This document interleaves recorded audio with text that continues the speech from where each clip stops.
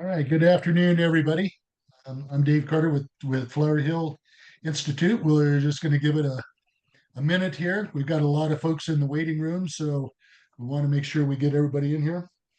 And while we wait, I'll wish everybody a happy Veterans Day and give a shout out to all of the veterans who might be joining us this afternoon. We really appreciate all you've done for your country, so thank you very much.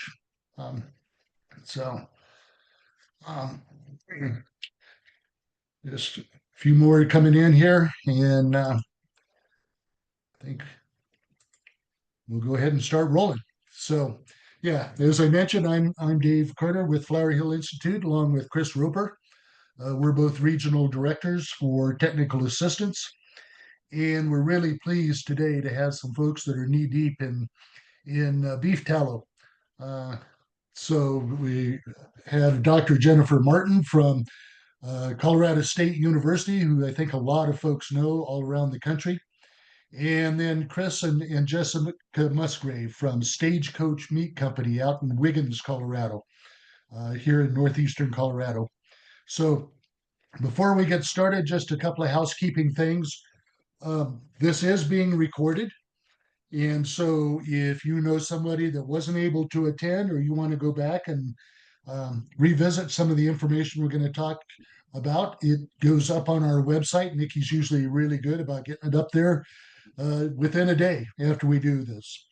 Um, when you have a question, please type it into the Q&A, not the chat, but in the Q&A. And Chris and I keep our eyes on the Q&A, and as those come in, we'll pass them along to Chris and Jessica and Jennifer.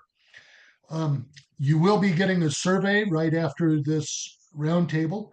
It's real easy. It only has two questions. Number one, what's your feedback on what we covered today?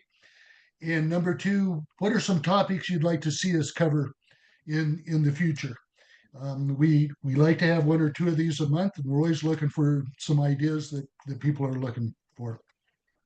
So with that, yeah, we're going to talk about all things beef tallow today. And to get started, I'd like to have our folks give a brief introduction to themselves. So, Chris and Jessica, why don't you kick it off here? Let us know about Stagecoach Meat. All right. So yeah, again, I'm Chris Musgrave. This is my wife, Jessica. We own Stagecoach Meat Company in Wiggins, Colorado. We purchased Stagecoach Meat Company in July of 2020. At the time, it was a custom exempt plant under state inspection. Um, since then, we have built a new 11,000 square foot processing plant. We opened that in August of 2023, went under state inspection or USDA inspection. We were able to get, a few grants at the time to do it. We were able to achieve a grant from the Colorado Department of Agriculture, an MPERG grant from USDA, as well as a READY grant from the state of Colorado, to help the things along just a little bit. But we increased our throughput capacity, opening up the new plant by about 5 times from what we were doing, and then gave ourselves a lot more opportunities, being in a USDA plant from what we had in the custom exempt plant. Jessica and I are both Colorado natives, born and raised here in Wiggins. We still farm and ranch in Wiggins as well as Stagecoach. Have 4 young children, and recently, well, within the last year and a half, started getting into pet treats and tallow, and that's where we're at today. Great, thank you. Yeah, Jennifer, go ahead. Yeah. So my name is Jennifer Martin. I'm an associate professor and meat extension specialist here at Colorado State University in Fort Collins. I'm also part of a national group that has meat summits or meat conferences, if you will, across the United States. We've hosted the Mountain Meat Summit here in Colorado. I think it was in 2022. We're looking forward to hosting it again in 2026. I'm also the director of the Pet Food Alliance, which some of you may have heard of, many of you may not have heard of. The Pet Food Alliance is a collaboration between Colorado State University and the North American Rendering association, and specifically the branch of the Rendering Association that deals with research. And the purpose of that organization is to bring together members of the meat and rendering industries alongside pet food manufacturers and all of the spaces in between that serve either meat and rendering or serve pet food manufacturers, and try to identify research challenges and then opportunities to support research either within the industry or in academic institutions to advance rendering challenges or to find solutions for rendered products going into pet food. So that's been my introduction to the rendering and tallow spaces, really is from my role with the Pet Food Alliance and the partnerships that we've been able to form with rendering companies across the United States, as well as in my extension role. Rendering and the shortage of rendering capacity has been something that we focus on from my meat extension role of trying to help small processors and mid-sized processors in the absence of rendering, commercial rendering operations, how they can find opportunities to use the products either by rendering locally or making pet food products and pet treats. Thank you. Chris, you mentioned that you guys sort of branched out into pet treats and beef tallow. Just as a general question, because I know Yep. Chris Roper and I are working with a lot of plants right now to focus on diversification, and particularly with the challenging market in processing right now, that being key. How important is the whole area of diversification as a part of your enterprise? For us, again, expanding our throughput capabilities and our just the square footage of our facility, and what we were doing. We knew early on that we couldn't just focus on, custom processing as it was. That was our big driver to going to become a USDA inspected plant. So that on the meat side, it gave us multiple avenues for opportunities in order to expand out there. And then another big component of that, again, was what do we do with waste product, and how do we take a waste stream, something that's costing us money to get rid of, to send to the large commercial rendering plants, which there's really only one to go to, and or go to landfill, which is when we really started looking at the all-fall components, and specifically the pieces we couldn't get rid of. We don't have too big of an issue getting rid of tongues, pretty well sought after for human consumption. Ended up with pretty good surplus of heart. Liver was a big one, and then thinking outside of what else is there that can't be released for human consumption. So started looking into the lung, the tracheas, the spleens, bones, tendons, all that kind of stuff, and it got into the pet treat world. Bought some large commercial dehydrators, and kind of dove in head first after doing a little bit of research on it and having a meeting with you, Dave, kind of about some experiences in the pet treat world. And through that, that's where we stumbled upon tallow. We always knew tallow was a thing. It was out there. It wasn't really top of our mind, but the bottom of the dehydrators would fill with tallow once we dried down those pet treats, and started getting into tallow because of that, and realized that tallow wasn't quite as easy just to dive into as dehydrating livers and lungs. But to really keep that forefront of our mind of what's the process, what are processes that we're doing along the way that are either not generating us any additional revenue or actually creating an expense for us, and how do we curb that back to a revenue stream? So just the whole gamut of things is always about diversification, and we've seen it, just on the processing side. Our schedule and our throughput ebbs and flows, and if you don't find ways to diversify out, you have to figure out how to counter that. And with some of this diversification efforts, it's been instrumental in us being able to succeed with what we've built here, because we're not just primarily focused on one output of the plant. We're focusing on a half dozen to a dozen different things all the time, in order to help stabilize what we're doing. Jessica, I thought it was kind of interesting. when you started scraping up the tallow from the bottom of the dehydrator. I guess Oh, yeah. you and Stacy Cowan, your partners in this, you started doing a little bit of research. What did you find when you started down that path? So we when we started doing the pet treats, we had to do like guarantee analysis. So we had to take those in, get all the lab results back. And then like Chris's point, we started seeing that kind of like the tallow coming off the pet treats. So that's when me and Stacey decided like, oh hey, let's here's some tallow, whatever. As you know, with us growing 5 times bigger, the fat consumption that also comes off of all these animals that we put into barrels that we get rid of. We're sending probably 25 to 30 barrels out, every 3 days? Every 3 days.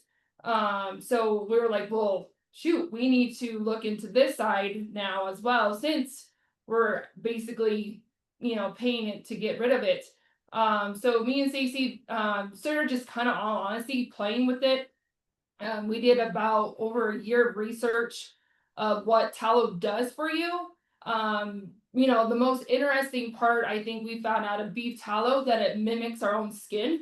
So that's why it absorbs so nicely and so deep into your skin, and then what you see out of other lotions that you see on the market. Also finding out, we work with a chemist down in Florida, and she really helped us dive into seeing the stuff that you see on the shelves, where like the one main ingredient is water based products. And actually, like our skin, we don't really need that water based product. We need that deep, rich, vitamins that beef tallow actually provides. So when we started, researching that, I mean, it took us a good 6 to 8 months to really understand tallow, and making sure, like, is this the proper thing that we need to be getting into? Working in the beef side, making sure people are getting their best high quality beef, understanding more about pet treats, even when it comes to cosmetic, we want to make sure, like, when we're doing this, we're going to do it right. So we did a lot of research, understanding what tallow does for the skin. And we started out small, kind of just really, we just kind of took it home there for a little while and just kind of start understanding it and making sure that, understanding the process of it, and how it renders down and how to get to that purification point, to make sure, talking to USDA. Luckily, we have a great guy, that's our Cody is his name, that he works with us, and he helped us out, making sure we're hitting USDA points, with making sure all the bacteria, everything is out. We bought water meters to make sure none of the water, make sure we're getting all the water out. So we're making, luckily we got a lot of help to make us expand to where we're at today. So we made our own line to start out with, which is uncomplicated. And we have Badass Bull for the men's side. And so we kind of just started out there. People have been coming in and just loving it. Giving the information out to people, it's been fun. All of our stuff that we make in house, we get everything's organic, everything's all natural. So you have your beef tallow. We put in a little bit of oils that come from Indonesia, because they're all organic type oils. To add in just that little extra boost, vitamin E's, really all our products maybe have like 4 or 6 ingredients in it. We've made sure that we've researched every ingredient that goes into it to ensure we're not just putting in fillers. Aside from a little bit of fragrance oil that will go into some of our hand creams and that type of stuff, but otherwise the tallow and the essential oils that go into them all serve a purpose. And we've done a lot of research, because everybody knows that essential oils, you can't just put peppermint oil onto your skin, right? It burns, it hurts. So we did a lot of research of how much to put into the tallow products without hurting anybody's skin, which also helped that we talked to a chemist down in Florida to help us really realize, like, okay, this is okay. So she's helped us out with that. But yeah, so that's kind of how we got into it. Now we're not only making our own products, but we're making another product for another rancher that she's wanting us to do. So we're starting to, you know, kind of open up those doors now, since now we understand our process, to kind of make it available for other people that want to start going out there with it. Great. Well, when you mention research, that's right up Jennifer's alley. So, yeah, Yeah. Jennifer, give Well, us I'm pretty sure she's probably smarter 30,000 than foot I view am, but It's funny. This reminds me whenever we teach rendering the use of tallow, the use of animal fats has been around for so long. And we teach this to our students of how do you actually render animal fats. And when I was a graduate student teaching this, it was probably the lab that I looked forward to the least, because at the time it didn't seem like people needed to know how to render fat, but now to see it come back around where this is kind of like a national conversation around how to utilize fat in other ways. I think, many of the things that Jessica mentioned are really point to, unlike turning some of the offal products or the products that don't go into human consumption to pet foods or treats, there really is a science in how we render fat to have products that are useful either for human consumption or for cosmetic purposes or even for animal feed. And I think that the rendering of fat can be done very well, and it can actually also go very wrong. And if folks don't really understand the chemical reactions that happen when we render fat and produce a totally different substance that is either valuable for consumption or for the cosmetic purposes that Jessica mentioned. And I think that's where we help a lot of processors, is one, understanding how to do it well, and what the skills, what the resources and equipment are needed that allow you to do it well, but also some of the challenges that are different when you're working with beef tallow compared to when you're working with fresh raw fat. They're not the same product. Chemically, they are different products, and so they have to be treated differently. There's also the regulatory piece that sits on top of them, and how you're rendering the product and what the ultimate end product is intended to be used for, whether that's for animal feeds or human consumption or for cosmetic purposes. There are reasons why the regulatory requirements are different within those. And so in the research space, a lot of the work that we do is not really on the side of understanding why the products are different and how the properties of the products are different, but also helping the processors understand those differences and then the regulatory requirements and restrictions that sit on top of whatever type of product you're producing. But it is funny to me to think back to the old days of being in a lab with fat in a crock pot and trying to teach students how to render fat. We've come a long ways from there. So, and Yeah. before I throw it over to Chris, you mentioned the regulatory. Just give a brief overview of the regulatory differences as you're doing, human consumption, edible or Yeah. cosmetic. Yeah, and that's probably where there's the most confusion around how the regulatory agencies and regulatory restrictions touch the tallow space, because it isn't fresh meat. It isn't consumed in the same way, but there are regulatory requirements. So any product that is for human consumption, so think about beef tallow for cooking oil, for example, in order for that to be sold through commerce, it must come from a USDA inspected facility or a food grade or commercial kitchen that has inspection, has a grant of inspection. If it falls in the cosmetic space, it sits in a different set of regulations, and they're regulated by FDA, with generally oversight being given to the state in which they're produced. So we often tell folks, you need to figure out, are you producing tallow for the purposes of cooking oil? Or are you producing tallow for face cream? The regulatory requirements are different within those. And then less commonly do we see in this space, it's more common in the commercial space, as animal fat or tallow used for animal feed. And that is an FDA regulated process as well. And so really understanding what's the end product and then making sure that you're compliant with the regulatory restrictions there within. From a USDA, if it's going into human consumption, what we have observed in the research that we've done here, as well as other universities have done, many of the pathogenic bacteria, think Salmonella, E. coli, that we see in fresh meat, they can survive rendering temperatures, especially the temperatures that we see in small scale rendering. So not the large commercial rendering where they see really high temperatures. So because of that, because beef tallow can be contaminated with harmful bacteria, There is a reason why the federal government requires Food Safety Inspection Service, USDA inspection to exist for those processes. You have to demonstrate that you are going through all of the crossing of the I or crossing of the T's and dotting of the I's to reduce the risk for contamination of beef tallow. So it's for good reason, because we have research and documentation that especially at the temperatures that are really common for small batch rendering, that those harmful organisms can survive.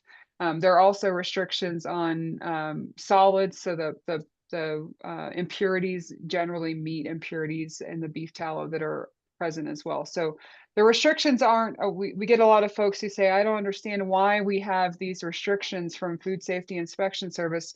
It's for good reason, and it's because there are some challenges that we need to be aware of when we're making beef tallow. Chris, you got anything you want to add here? Well, it's all very interesting, and especially as we think about more diversification. Dave and I both have seen that throughout the year as processing challenges continue to get more challenging. The common cut and wrap facility, or the common slaughter cut and wrap facility, needs more diversification to kind of survive the ups and downs of the industry, especially right now. We're seeing a lot of ups and downs, and we see a lot of folks that are looking for other products. For our panelists, even to know, we have folks tuning in today from Washington State, Montana, Colorado, Florida, New York, Puerto Rico. So obviously the interest goes far and wide. It's a nationwide issue that we're seeing when it comes to diversification and the demand for products. And we see such a demand of people wanting to know not only where their food comes from, but where these other products come from as well. So I'm sure we can do a whole other roundtable discussion on the other items that Chris and Jessica brought up when you talk about heart, liver, lungs, kidneys, tripe. That's a whole nother roundtable discussion, I'm confident, because we see more diversification with those products as well. And when we think about trying to get the most value out of that animal, and Chris mentioned that you're paying to get rid of many of those products now, or you're sending it to a landfill, which we all hate. So we want to help everyone find more solutions to utilize the most product you can. So glad everyone's with us, and these are important topics. So if you do have questions, make sure and send them into our Q&A, and we'll be looking for those. Yeah, we're watching that Q&A, so if you have questions, just type them in there and we'll flag them and pass them along. And this might be for all of you, but just in terms of how do you determine whether the tallow business is right for you? I mean, it's really popular. Whole Foods now listed as the top trend for 2026, but when things get popular, the field can also get very crowded. So, yeah, how do you make a? You're nodding your head, Jennifer. So I'll let you start off with that one. Yeah.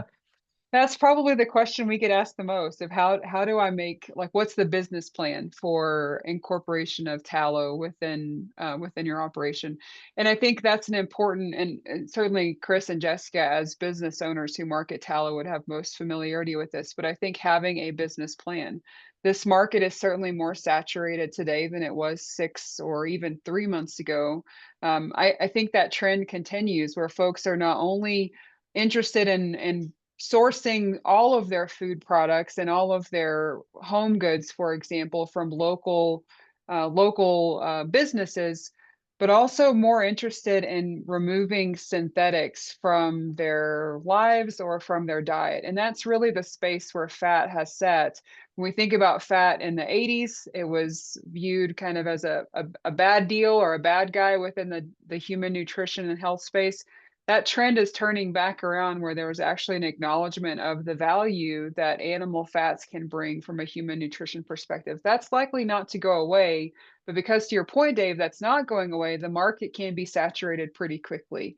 And so assessing what the market looks like within your local community, within your region, is really, really important. And so we often tell folks, like, yes, there is opportunity in beef tallow, but the opportunity is not there for everybody. There may be folks who are more positioned to to succeed in this marketplace because they either have equipment that allows them to render successfully to products that are high quality. Because what we also see is when the market becomes saturated, quality becomes more important.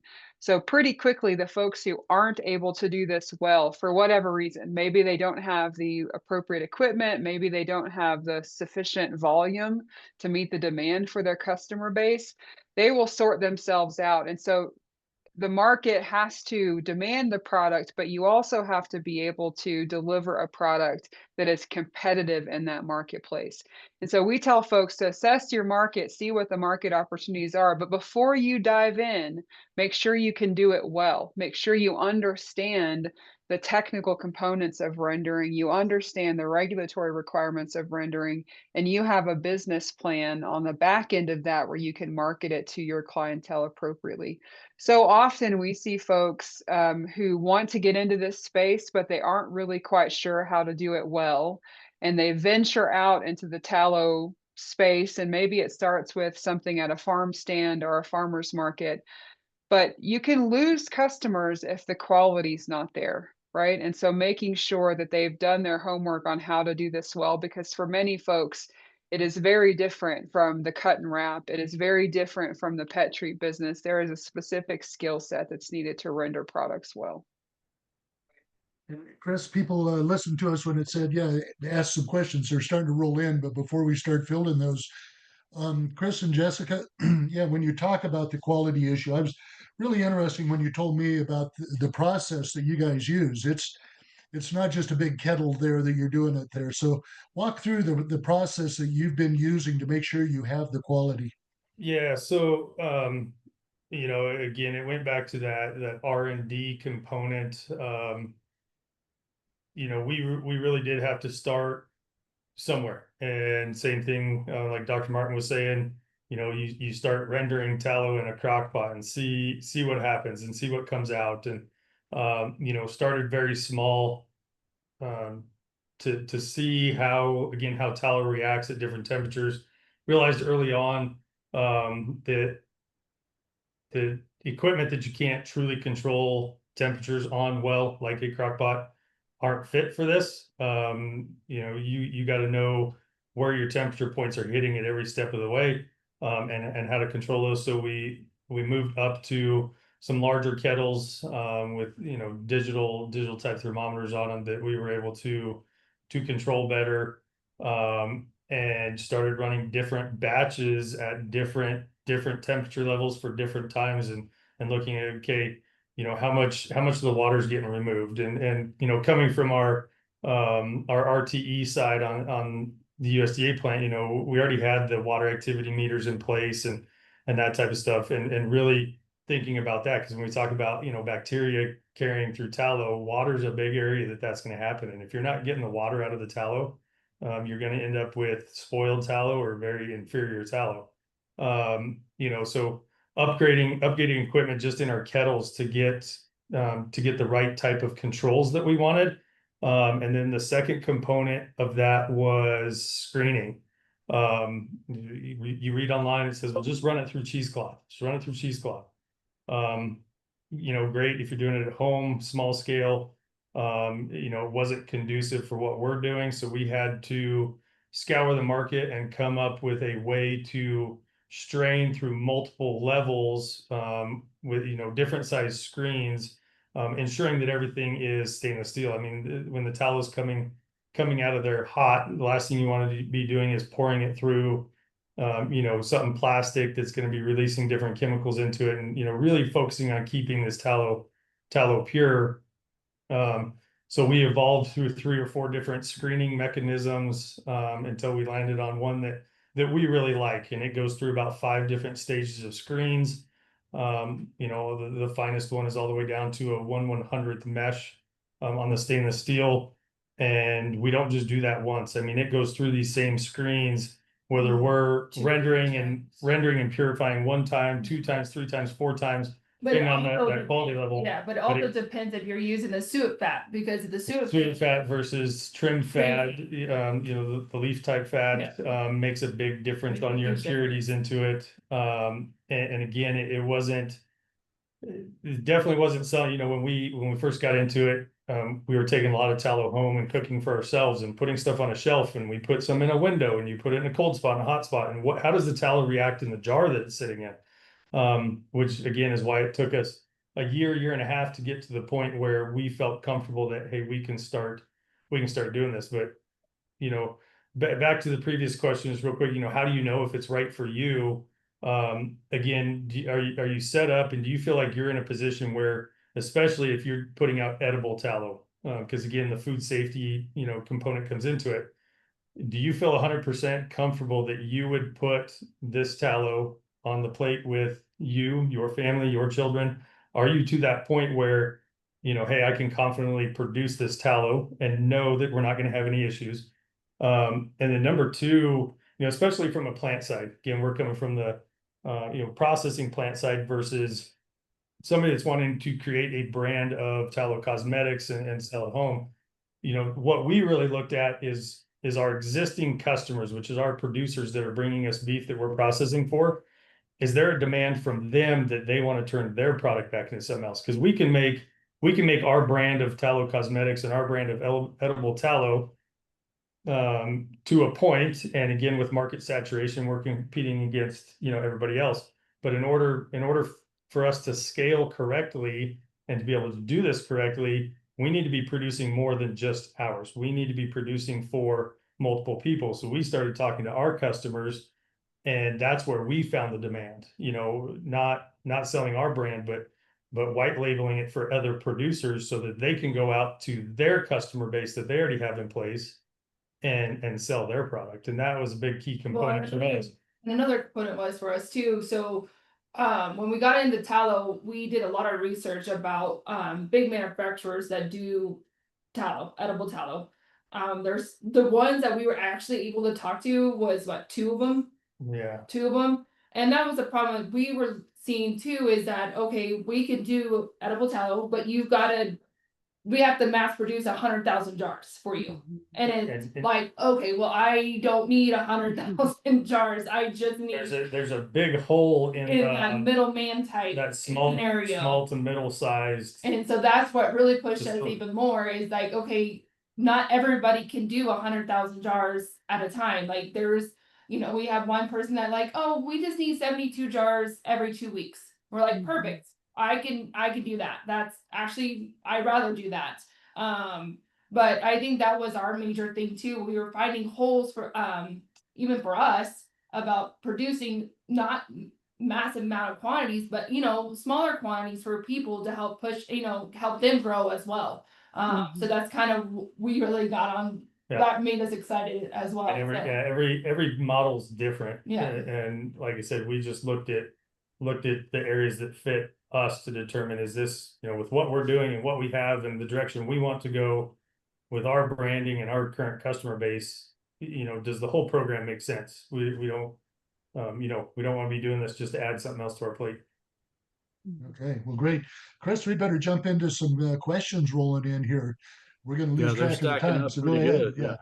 Yeah. The first one revolves around HACCP plans. Can you maybe break down a little bit of information of what you had to do to adjust your HACCP plans or add to for you to be able to do this? Yeah, so on the edible side, we created a whole new HACCP plan just specifically for tallow. The regulation in the CFR from the USDA on tallow is very, very minimal and very, very vague. There was one target temperature threshold that you have to meet, and you have to hold your tallow at a temperature threshold for a certain period of time. And outside of that, not a whole lot from the USDA. You know, we scoured through our other HACCP plans on what we're doing in the rest of the plant and added in our own components, putting our own testing requirements on ourselves. And we're going to get product tested again, E. coli, salmonella, you know, listeria testing in the facility that we're processing in. You know, all of those components that we would do when we're processing meat, that weren't necessarily said we Required. had required to do by the USDA. We just took it upon ourselves to build it in there, but we had to go through and build a tallow specific asset plan, or at least that's the way we did it, and then submit it to the USDA for approval. I think so. One thing just to add that maybe a bit of context to why the regulations from FSIS are pretty vague. When you think about the regulations as they're created, they're for large batch rendering operations where temperature really is the only CCP because it's a continuous flow system. There's not steps within the system where an intervention can be applied or there's separate CCPs. And so temperature has been really the standard CCP for tallow or rendering HACCP plans for that reason, because in a commercial setting, it's a big batch system and there aren't many spaces where there's a stop and flow where a separate CCP can be implemented. What we do see though, and this may be more towards where we're heading, is there are non-agency regulations, customer specs that folks tend to fall more. So you have the HACCP-based regulations from a food safety perspective, you have the impurity regulations by FSIS, but there may also be shelf life standards that your client or customer wants that aren't related to your HACCP plan, but are important for you to think about in a production system. So they're vague because there aren't many spaces for them to get granular in a continuous batch system. Yeah, I think you've probably hit the first couple questions there. I'll go to Anna's question on, as a processor, where do you go to find information about the how-tos, how to render and package cooking tallow properly for shelf stability, how to make tallow skincare, how to find cosmetic chemists that can help with formulas. Where would you recommend someone start, Chris?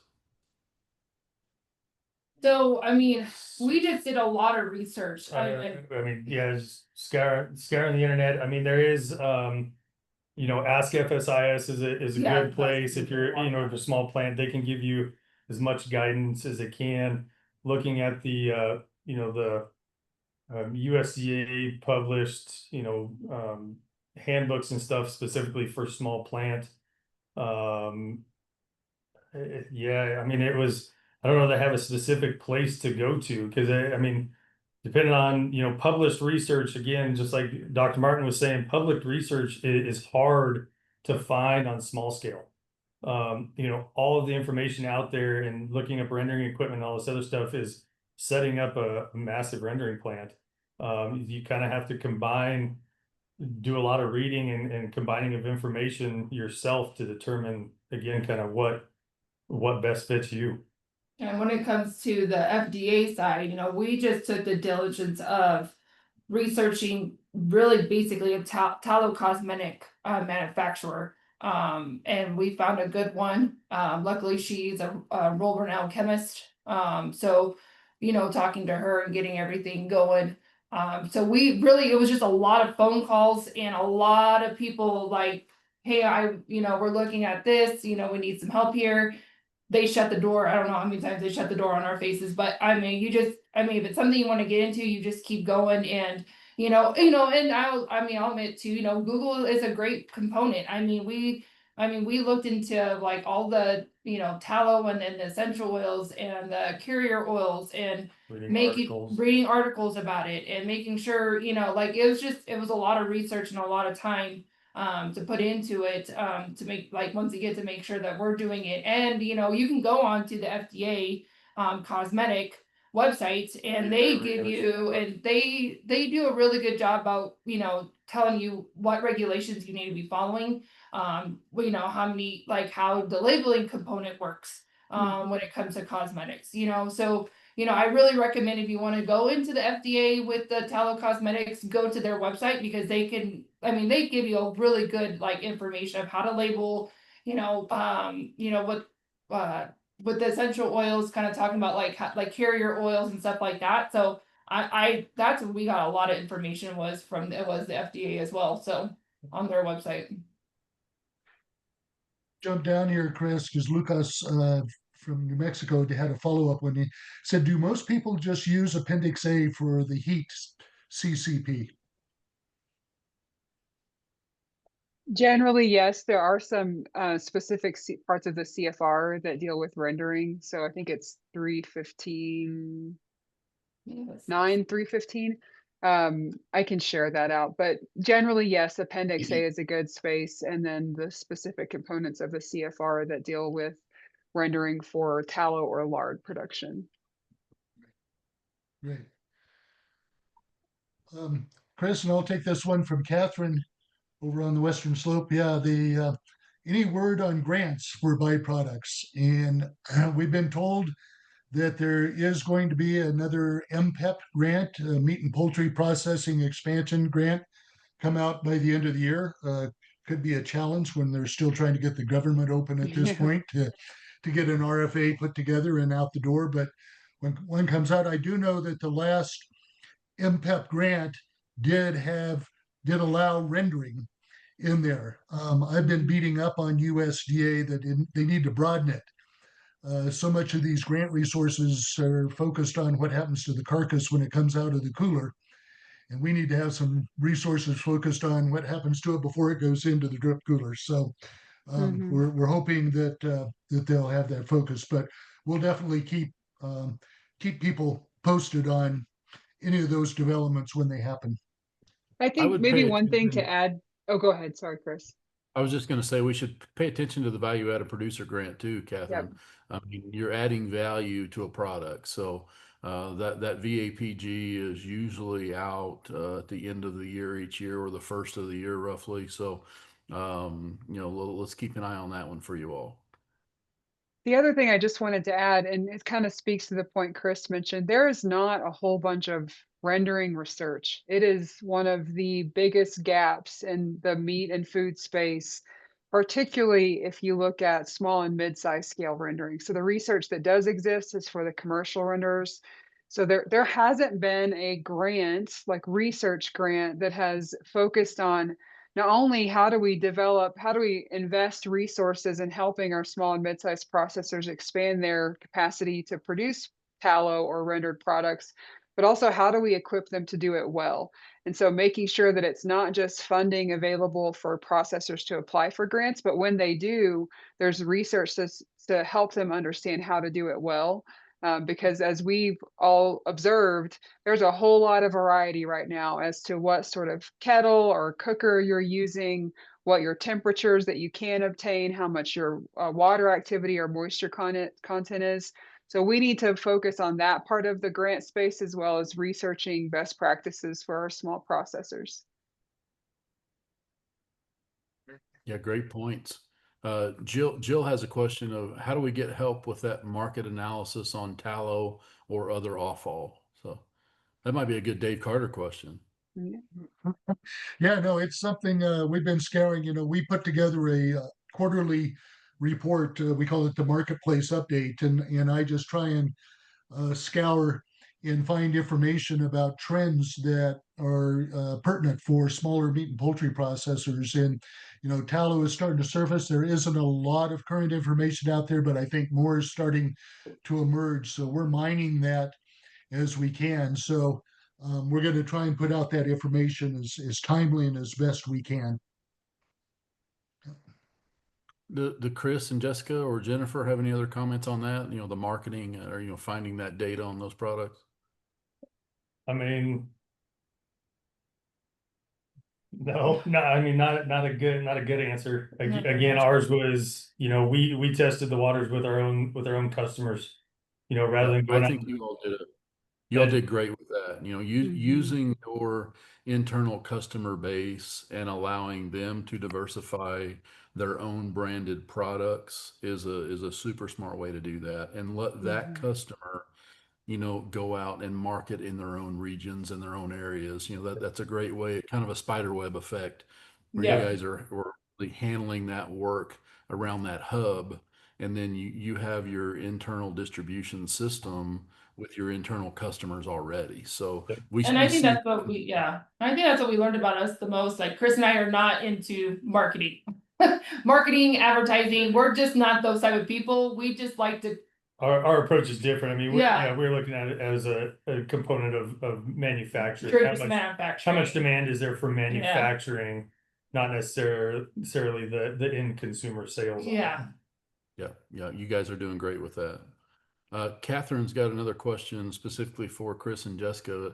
How large is your tallow processing space, and is it dedicated only for tallow production? I'll So start with that question. we have what we actually did when we built our new production facility. We converted our old plant into initially it was again pet treat production, now has migrated into just tallow production. Because we again learned early on it was hard to migrate or commingle those two operations into one space because of odors and dust from the pet treat production. So we're producing pet food elsewhere, but we have probably 4,000 square feet Yeah. of space. I'm not going to say that we're 100% utilizing that space at this time. You know, we're probably using 2,000 square feet of that space with our current setup. But we've laid out with you know, the next step up in machines, auto fillers, auto labelers, that type of stuff. The 4,000 square feet is going to be about what we're going to need to be able to automate more of our processes. Catherine Yeah, I asked, think that's as a important. part of her question, yeah, there too was, what was your approximate capital investment to start in tallow, and what's been the percent of your gained gross profit margin? Oh, and it's hard because again we're utilizing real estate that we already had, so we didn't have to really invest in anything there. Equipment wise, you know, we probably have 10 to $15,000 into it. But those big, the ones that we're bringing in You now. know, the next, again, going to the next level, you know, we've budgeted probably close to $250,000 of equipment. And not all this brand new, but the return calculation is a hard one, again, because we've spent so much time doing R&D and how much product has gone through there that we weren't putting out there and selling. And again, that's kind of an evaluation of your own business model. Everybody's business plan is different. And the only reason we're taking this step and doing it again, we have the demand for production that has been able to pencil out a return, an ROI for us specifically. But like I said, you know, small scale, if you're just wanting to make some for yourself and you're wanting to put out a good quality product, you know, you can get kettle strainers, tables, some refrigeration equipment, you know, that type of stuff, small refrigerators, you know, probably $10,000 to $20,000 or less, depends on what you're doing. You're just gonna be limited on how much you can produce.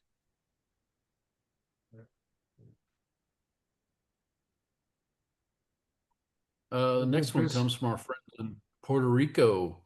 Thank you for the great topic. And what would be the most advisable co-product other than tallow with lean cattle, mostly grass-fed beef? Let me jump down, Chris, because Lucas down in New Mexico has sort of a related. He says collagen. Some grants pursue the question of small scale collagen extraction from hides. So maybe we'll throw that into the mix as well. Yeah, I wish if we had a way to find value with our hides that included collagen.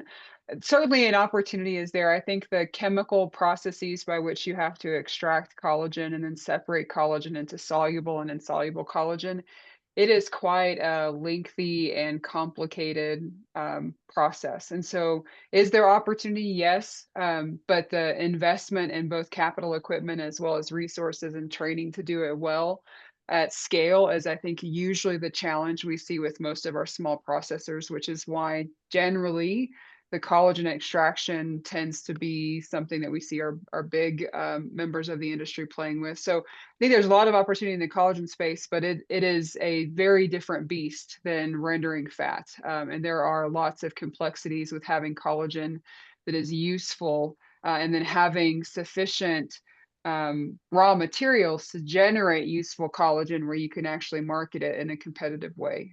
So depending on what your throughput looks like, what your technical capacity, space, and chemical capacity looks like, there's opportunity there, but it's a big lift for sure.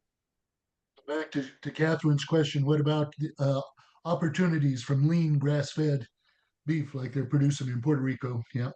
Yeah, the one that, and this is not just because of my professional affiliations, but the pet food sector is still a growing sector of the industry, and finding ways to take those lean organ meats or lean offal products and turn those into treats particularly, I think there's still a ton of opportunity. I'm not as familiar with the Puerto Rico market, but we still see growth potential within the US market. And especially when you're thinking about marketing different types of animals. So grass-fed beef particularly has different nutritional value than potentially just commercial conventional fed cattle. So there may be market opportunity in the pet food space for lean organ meats and offal products in Puerto Rico. There's Tommy has a related question there in terms of finishing Yeah. protocols and how does that affect? Yeah, go ahead, read it. Yeah. Yeah, I'll read it off our friend Tommy Bass here. Jennifer's mentioned to me before that cattle finishing or feed source can influence the final product, particularly viscosity. Can Jennifer and the Musgraves make any further comments on that? Yeah, hi Tommy. It's interesting. Just because we're dealing with fat, and we know that as we change feedstuffs, whether it's grass and grain or variations within grass, one of the biggest places we see differences chemically from a composition perspective are in the fatty acids. And the fatty acid profile does have a direct relationship to the solidification of the tallow, the water activity, as well as the viscosity, which is somewhat related there within, of the tallow being produced from certain animals. And so it is completely reasonable that you would see different types of tallow production from a solely grass-fed operation or a solely grain-fed operation, or even within the grass-fed space, knowing that grasses are different in their nutritional composition, you may see fatty acid differences that do impact the quality of the tallow. And so I think and Chris and Jessica kind of alluded to this earlier, understanding what your raw material composition looks like. Do you have sufficient raw materials? The first question, but what is that mix? Is it grass and grain? Is it all grass? Is it all grain? That will have impacts on the tallow and may actually influence the process itself. So you can maximize the quality of the finished product. And on Yeah. top of that, we're manufacturing a cosmetic deal with the gal here actually in town, and all they do is Wagyu beef. Full blood Wagyu, and So we've noticed It's so different. a big difference. It took us Oh my gosh, a while. to figure out, because I thought I screwed it up, and then I was like, no, I did everything right, and then came to find out, because we raise our own cattle. I used our fat off of ours, and it was soft. Like, it was really good. It was soft. And then I took the Wagyu fat, did the exact same thing, and it is completely different. It's different, completely different texture. Texture, like and all I, of it. I agree. It's The difference between grass fed and Yeah. then grass and grain fed Yeah. finished. We've noticed a difference because we have customers that we do both of those for, and then the breeds, specifically Wagyu. Mhm. And then also the difference that we found between working again with pure suet versus the trim fat, and different complications there, along the way of working with those different types of products, and really what your end result is, and what you're trying to go with it. But it definitely changes it for sure. It's different. And I think that's kind of the hard part for many of our small processors is it is so much more nuanced than cut and wrap, because there are all of these raw material differences that will have massive impacts on your finished product. And it may mean that you can't apply the same process in the same way across your mix of products, especially if you are doing this for your customer base. If it's your own brand and you have one cattle source, one supply of cattle, you can probably refine what your process looks like. But I think it is so important to understand what your raw material composition is. And then practice with, okay, I'm changing from grass to grain, or here's the mix of grass and grain. If I apply the process, here's the end result. Expecting all of the raw material to act the same way at the end is not realistic, because it is a chemical reaction that is happening, and the raw ingredients in that chemical reaction are different as we move from breed type differences to feeding type differences. And so I tell my students oftentimes we have to understand the science a little bit, or at least appreciate that when we are cooking animal fat, we are actively participating in a chemical reaction. And if we change the raw ingredients, we're going to change the finished product. And understanding those differences is really, really important to do this well. Yeah, and real quick with that, you know, what we found is not just the texture with the finished product, but the odor of a finished product, of how quickly we can deodorize one group of fat versus a different group of fat. And again, and like you said, Dr. Martin, a lot of it is trial and error when you're doing it, because the research doesn't exist, and it's figuring out what works and take really good notes. And Chris, the hour's getting away from us here pretty quick. We've got a bunch. We'll ask maybe one more question, but anybody that has a question, go ahead and type it into the Q&A, because we'll put together an FAQ document after this to go on our website along with the recording, to try and answer all of these questions that you have. So Chris, pull one more out that we'll ask here before we get to the top of the hour. One was temperature-based question, and Josh asked, I was wondering about the temperature requirements for the different uses, and we are currently rendering at 400 degrees for several days, but it seems to really shorten the life of finished product. What is the minimum temperature for human consumption? I would worry without knowing much more about the process, as far as dwell time of that temperature, so on and so forth.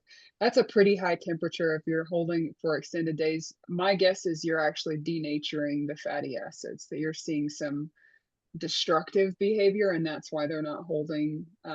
They're holding their properties that would be commonly seen in tallow, for example. So generally, temperatures in the 270 to 290. Dwell times vary depending on the size of the batch, the container, but 270 to 290 is generally the best recommended practice temperature. But it varies. There's a lot of variety. Josh, I would recommend you email us separately as well, and let us dive a little bit deeper into this topic with you. And a couple people typed in a question here about, what do you use for deodorizing tallow? Temperature and time is really what it comes down to. I mean, we've tried to add products into tallow that have claimed to deodorize tallow, and it's been an epic disaster. like baking soda. Baking soda was a disaster. Nope. And really, and you know, and again, us specifically, we're trying to do this as naturally as possible. So Without for us, it is truly a component of temperature and time. I think what we did, you know, back to you, Dr. Martin, like and back to that 400 degree. So when we run, you know, for this one, because they're not making a very big batch, but it's also FDA. But we want to make sure that we're hitting and making sure all the water's out, making sure all the, you know, listeria, the whole shebang. You know, we run about 290. Well, at the first step, that's just getting all the impurities out, stuff like that. You know, getting to the purification point, you know, deodorizing. You know, we went 220. We'll hold it 220 for 8 to 24 hours, right? 8 to 48 hours. Yeah. It all Because depends. And we've learned how you watch the tallow, and how the tallow starts reacting at a point where you know it's void of water, and then really just pouring test samples and letting it solidify, and checking it for that odor, and you have to keep going and just kind of holding it at that point for as long as it takes. Well, and like the trim fat, trying to get that trim fat down because it carries more meat, that takes a longer process Yeah. compared to that suet fat. We can get that purification point, that smell out a lot quicker with the suet fat than we can with the trim fat. So that trim fat just takes a little bit longer, I mean, sometimes it takes me 4 or 5 days depending on that type of fat and what I'm using. One thing I would say, just kind of to that point, this is one of the oldest like food processing strategies, right? Rendering of animal fat. And there are some parts of it that just can't be replaced. The time and the temperature. We've rendered animal fats as a society for hundreds, if not thousands of years. And I think this is in the research space, trying to find replacements for the time, trying to find replacements for the temperature. There's not much that can replace time and temperature in rendering animal fats. And so giving yourself the space to not go for the quick fix with the deodorizer, like the chemical deodorizer or the chemical antimicrobial or antioxidant. Time and temperature work really, really well with this process because it's, again, just a chemical reaction that requires both of those. Great. Well, we're at the top of the hour, so Nikki, if you'll put up the slide here with the contact information for these folks, you may be inundated with phone calls because we only scratched the surface here today. Um, so, and in the last minute or so here, if you have more questions, type them in because we will try and get written answers as we go forward. It's obvious that this is a rich topic, and I think we'll be circling back on this one again. Also, other byproducts. I think that's a huge issue. So, I just jotted down here, perhaps doing something on edible offal going forward. I think we're going to do something on freeze dried products and the like. But again, you'll be getting that 2-question survey. So please tell us how we did today, but also tell us what you'd like us to cover. Real quick, Jennifer and Musgraves, yeah, some closing thoughts or comments. Go ahead, Jennifer. I just thanks everyone for the engagement in such an important topic. It's a really neat time to be in the tallow space. So look forward to helping folks address their technical challenges in this opportunity area. Chris and Jessica. Yeah, again, thank you guys for taking the time. Thank you for letting us be part of this. Again, we're not by no means field experts when it comes to tallow, but we've gone through lots of trial and error, and we know what does work and doesn't work for us specifically. And we know there's a demand for this, and we want to see small, medium-sized processors be able to grow and succeed. And so we're an open door, open door plant. We definitely don't hide trade secrets. No, we just want to see everybody grow and be successful. Great. So don't That's be scared or shy to call us because we love people and we love talking about stuff like this. So They're a great resource. I can say that firsthand. So, Chris, any final comments? No, just thank you all very much for sharing your time with us today. We appreciate it. Yep. We appreciate everybody that was on here. And again, we will try and put together some FAQs and do more research on this because this is a very rich topic. So thank you, everybody, for your time today. We really appreciate it. And we'll keep you posted as we organize our next roundtables. So take care. thank you.